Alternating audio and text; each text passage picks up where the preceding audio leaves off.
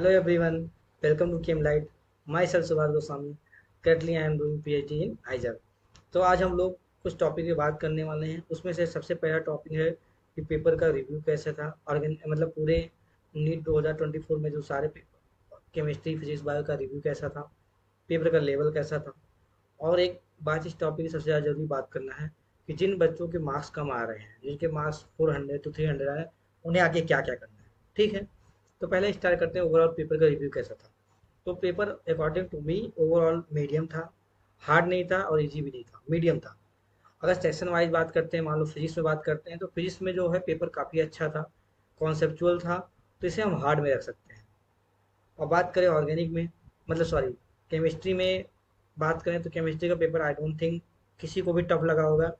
काफ़ी paper easy आया था, और जैसे कि कुछ क्वेश्चन थे like ionization energy, electron gain, electronegativity, ये सबसे क्वेश्चन थे। कुछ क्वेश्चन रिएजेंट बेस्ड थे, कुछ क्वेश्चन न्यू रिएक्शन थे like half and bromide reaction थे, एक क्वेश्चन हाइड्रोबोरेशन था। तो ये सब क्वेश्चन काफ़ी इजी थे। और एक क्वेश्चन तो पूछा था what is the feeling solution. ये सब क्वेश्चन इजी थे, तो हम केमिस्ट्री को मीडियम सेक्शन में रखते हैं। और बात करें बायो को, हम बायो को भी मीडियम में रखते हैं। ठीक है, तो ओवरऑल पेपर मीडियम था, और कट ऑफ जितना पिछला बार गया था उससे आप एक दो मार्क्स ऊपर ही मान के चलिए, कम एक्सपेक्ट मत करिए, कट ऑफ उससे ज़्यादा ही जाएगा। ठीक है, जिन लोगों के मार्क्स अच्छे आए हैं, जिनको लगता है कि इस बार मेरा मेडिकल कॉलेज हो जाएगा, उनको बेस्ट ऑफ लक और कांग्रेचुलेसन कि आप अपना अच्छे से काउंसलिंग में पार्टिसिपेट करिए और अपना एक मेडिकल कॉलेज सीट लीजिए। ठीक है, जिन लोगों का सिलेक्शन नहीं हो रहा है, जिनका मार्क्स कम आया है, अभी वो बड़े रिलैक्स फेज में होंगे, सैड होंगे, दुखी होंगे, वेट कर रहे होंगे कि उनके जो फेवरेट टीचर है, वाट एवर वो जिससे भी पढ़े हैं, वो आए, उन्हें मोटिवेट करें, उन्हें बोले रोते हुए, हेलो बच्चों, आप आपके लिए मुझे बुरा लग रहा है, आप बहुत डेडिकेटेड हैं, आपके साथ हमेशा बुरा होता है। ये सब सिंपैथी सब वेट कर रहे हैं आप लोग। अगर आप इन लोगों को सिंपैथी वेट करें, देखो जो टीचर यूट्यूब पे हैं उनका क्या है, सिंपल सा मतलब है, आप पढ़ रहे हैं, उनसे पैसा दे रहे हैं और आपको पढ़ा रहे हैं। सिंपैथी लोग गेन कर रहे हैं। और आपको समझ में नहीं आ रहा कि यार कोई टीचर आ रहा है यूट्यूब चैनल रो रहा है, बोल रहा है कि मुझे आपके लिए बुरा लग रहा है। अरे भाई क्यों बुरा लगेगा, आपको पढ़ा रहा है, उसके बदले उसको पैसा मिल रहा है, तो आप उसके बदले अपना माइंड और क्यों अपना माइंड को बेकार करेंगे। ये सब चीज़ें सब बकवास हैं। कोई किसी के लिए सिंपैथी नहीं रखता है, हर किसी की अपना एक मोटिव होता है। तो आप इस सब चक्करों में मत पड़िए।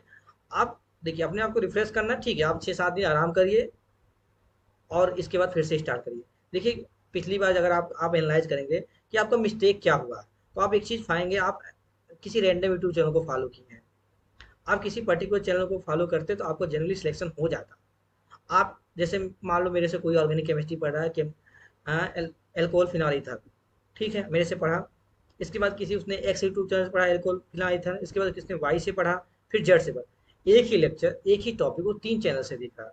अरे भाई आपको क्या करना है, मेरा लेक्चर आपने देखा, ठीक है, आप जाके आपके पास एनसीईआरटी है, आप चेक करिए कि जो सर पढ़ा रहे हैं कितना सही पढ़ा रहे हैं, और क्या इससे क्वेश्चन बन रहे हैं, क्या सर इतना अच्छा पढ़ा रहे हैं कि इससे सारे क्वेश्चन बन रहे हैं। अगर मेरे से पढ़ाने के बाद क्वेश्चन बन रहे हैं तो आपको दूसरा वीडियो देखने की जरूरत नहीं है। वो टाइम आप कोई और जगह यूटिलाइज कर सकते हो, वो टाइम आप फिजिक्स का क्वेश्चन सॉल्व करने में यूटिलाइज कर सकते हैं। आप एक ही चीज 3 से 4 बार क्यों देख रहे हैं भाई। अगर आपको मेरे से नहीं समझ में आ रहा, आपको अच्छा नहीं लग रहा कि चलो ठीक है भैया अच्छा नहीं पढ़ा रहे, तो आप दूसरे चैनल पर जाइए, मेरे से मत पढ़िए, टाइम मत वेस्ट करिए। ठीक, मैं सबके लिए ये बोल रहा हूँ कि ये हर सब्जेक्ट के लिए बोल रहा हूँ। अगर आपको बायो या फिजिक्स केमिस्ट्री कहीं से समझ में आ रहा है, उसी चैनल को फॉलो करिए। अगर आप मेरे यूट्यूब चैनल पे जाके देखेंगे, आपको मेरे कंटेंट को, अगर एक बार मैंने मुश्किल से 10 से 12 वीडियो डाला है ऑर्गेनिक केमिस्ट्री का, अगर आप जाके 10 से 12 वीडियो देख लेंगे, तो आप इसके बाद फिर से आप नीट 2024 का पेपर देखिए, आपको डिफरेंस समझ में आ जाएगा कि मैंने कैसा पढ़ाया था और लोग क्या पढ़ा रहे हैं। आजकल क्या है, यूट्यूब पे कुछ कुछ लोग ऐसे आ जा रहे हैं जो कि ऑर्गेनिक केमिस्ट्री को जुगाड़ से पढ़ा दे रहे हैं, कि पूरी केमिस्ट्री जुगाड़ से खत्म कर। अरे भाई जुगाड़ से थोड़ी सिलेक्शन होता है, जुगाड़ से 2-4 मार्क्स बढ़ जाते हैं, सिलेक्शन नहीं होता। आप सोचें आप एक एमबीबीएस की डिग्री जुगाड़ से ले रहे हैं, नहीं, दैट इज नॉट पॉसिबल। अगर जुगाड़ से होता तो हर घर में एक डॉक्टर होता। ठीक है, जुगाड़ काम नहीं आएगा, आपको हार्ड वर्क करना पड़ेगा, मतलब करना पड़ेगा।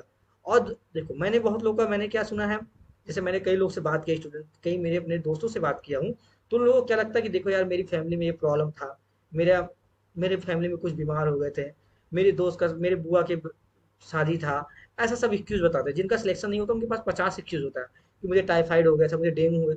अरे भाई टाइफाइड डेंगू हुआ है तो दवा लो ना, इलाज कराओ, उसके बाद फिर से पढ़े बैठ जाओ। सिंपल सी बात है। इसमें तुम्हारा ये क्यों तुम किसको दोगे भाई, कोई सुनने वाला नहीं। अगर आपको सिलेक्शन नहीं हुआ तो मुझसे बोलेंगे, मैं भी खुद नहीं सुनूंगा। और ना तो एक टाइम ऐसा है ना, आपका एक्सक्यूज आपकी खुद की फैमिली नहीं सुनेगी, वो लोग भी आपको डिसरिस्पेक्ट करेंगे। इसलिए ऐसा आप बिल्कुल बहाने नहीं बनाइए कि चलिए ठीक है, कोई मेरा फ्रेंड तैयारी कर रहा उसका भी नहीं हुआ, कोई बात नहीं, मेरा भी नहीं हुआ, मैं नेक्स्ट ईयर फिर से तैयारी करूँ। कितना बार नेक्स्ट ईयर? नीट मतलब आपने एक दो ड्रॉप ले लिया है तो आपको सारा आइडिया हो गया है, क्वेश्चन कहाँ से आते हैं, पेपर पैटर्न कैसा है, एनटीए कैसा सोचता है, कैसा बनाता है क्वेश्चन, सब आपको आइडिया है। बस आपको प्रॉब्लम क्या है, एक पतली से 3 से 4 एनसीईआरटी है ना, उसको खत्म करना भाई, इससे बाहर कुछ नहीं आता। आपको पता है ना क्वेश्चन तो एनसीईआरटी से आएंगे, तो आप क्यों बाहरी नॉलेज पढ़ेंगे? क्यों ऐसे यूट्यूब चैनल को फॉलो कर रहे हैं जो जो फालतू में डिटेल डिटेल नॉलेज दिए जा रहे हैं, जो एग्जाम ओरिएंटेड नहीं है? अगर ऐसा सब चीज़ें कर रहे हैं तो आप मत करिए। आप देखो, स्टडी करना हर कोई करता है, पर एक डायरेक्शनल स्टडी होना चाहिए कि आप जो स्टडी कर रहे हैं, जो पढ़ रहे हैं, क्या वो उससे आपके क्वेश्चन बन रहे हैं? आप 4 4 6 6 8 घंटे के लेक्चर देख रहे हैं और उससे आपसे 10 भी क्वेश्चन नहीं बन रहे हैं उस लेक्चर से, तो आप कोई मतलब नहीं, आप टाइम वेस्ट करें, अपना ही वेस्ट कर रहे हैं और साथ में अपने फ़ोन की बैटरी डिस्चार्ज कर रहे हैं और डाटा भी बेकार कर रहे हैं। ठीक है, आप ऐसा वीडियो देखिए, आप वीडियो देखिए किसी का, मान लो मेरा वीडियो, मेरे से एल्कोहल फिनोल था, आप कोई भी चैप्टर मान लो मेरे से क्लोरीन कंपाउंड आपने पढ़ा, आपने मेरे से पढ़ा, इसके बाद आपने प्रीवियस ईयर सॉल्व किया, क्या आपसे क्वेश्चन बन रहे हैं, एटलीस्ट 60% क्वेश्चन बन रहे हैं, तो मुझे फॉलो करिए। अदरवाइज चैनल को अनसब्सक्राइब करिए, दूसरे किसी को फॉलो करिए, जिससे भी आपसे क्वेश्चन बने उसको उसको फॉलो करिए। ठीक है? ठीक है, अब दूसरी बात करते हैं कि हमें क्या होता है, जिनके मार्क्स कम आ जाते हैं, तो हम लोग क्या करते हैं कि अपने एक एक्सक्यूज ढूंढते हैं। एक्सक्यूज मतलब क्या, बहाना ढूंढते हैं कि यार मुझे अपने आप को खुश रखना है, अपने आप को सेटिस्फाई रखना है कि यार देखो मेरे साथ ऐसा हुआ, इसलिए मैंने ये नहीं कर पाया, इस नहीं तो मेरा नीट में हो जाता। मान लो मेरे साथ इन्विजिलेटर ने मिसबिहेव कर दिया, मान लो मेरे एग्जाम सेंटर में मेरे साथ ऐसा हो गया। ऐसा एक दो केस होता है, हर किसी के साथ नहीं होता है। तो आप ये बहाने नहीं दे सकते कि सर मेरे साथ ऐसा हुआ, मैंने वहाँ टाइम वेस्ट हो गया, यहाँ हो गया, इसलिए मेरा सिलेक्शन नहीं हुआ। ये सब बहाने हैं। ये बहानों से आप क्या हो सकते हैं, अपने आप को खुश रख सकते हैं। ये सब कहानी कोई नहीं सुनेगा। ठीक है? आप एक दो लोग के साथ होता है वो एक्सेप्शन है, सबके साथ ऐसा नहीं होता है। ठीक है? जो बच्चे, सोचिए आपके पास, खुद ही सोचिए, नीट की कितनी ऑलमोस्ट 40 to 50,000 सीट है, गवर्नमेंट इस बार कुछ सीट बढ़ाया है, और बच्चे कितने अप्लाई करें, 25 लाख। तो मतलब इतने बच्चे अप्लाई करें इतने कॉम्पिटिटिव एग्जाम में, आप चाहते हैं कि आप मेहनत भी नहीं करें और डॉक्टर बन जाए? That is not possible. ठीक है? तो मैं लास्ट में यही बोलना चाहूँगा कि देखिए, आप अगर किसी को फॉलो कर रहे हैं, किसी भी टीचर को, किसी यूट्यूब चैनल को, तो उसे अच्छे से फॉलो करिए, और उसके और उस पर सबसे बड़ा है ना, आपको ट्रस्ट रखना होगा। इवन आप हमें फॉलो कर रहे हैं तो आप उस पर ट्रस्ट रखिए। आप मेरे 2 वीडियो जाके, मेरे पिछले 4 5 वीडियो जाके देख लीजिए और उससे देखिए कि क्या आप एग्जाम ओरिएंटेड वो वीडियो है, क्या उससे क्वेश्चन बन रहे हैं? अगर बन रहे हैं तो प्लीज़ आपको फॉलो करना होगा, अगर नहीं बन रहे हैं तो आप दूसरे चैनल को जाइए। ठीक है? साथ में एक बात और, आप देखो चीज़ों को, नीट नीट जे में आप इमोशनल चीज़ों से कनेक्ट, जैसे लोग इमोशनली कनेक्ट होते हैं कि नहीं मुझे इन्हीं सर से पढ़ना, यही sir one of the best है। इमोशनल से नीट नहीं निकलेगा, आपको प्रैक्टिकली सोचना होगा। देखिए ये सर ठीक है अपने फील्ड में अच्छे होंगे, पर मुझे ऐसे इंसान को चूज करना जिससे हमारा सिलेक्शन हो जाए, ना कि आप इमोशनली किसी से अटैच करेंगे कि नहीं दैट इज, और इमोशनल कि मुझे इसी टीचर से पढ़ना है, इन्हीं से हमारा पढ़ाई होगा, सारा पढ़ाई नहीं, ऐसा नहीं होगा। आपको किसी जिससे फॉलो करिए, जिससे आपका प्रॉफिट हो, जिससे आपका सिलेक्शन हो जाए। ठीक है?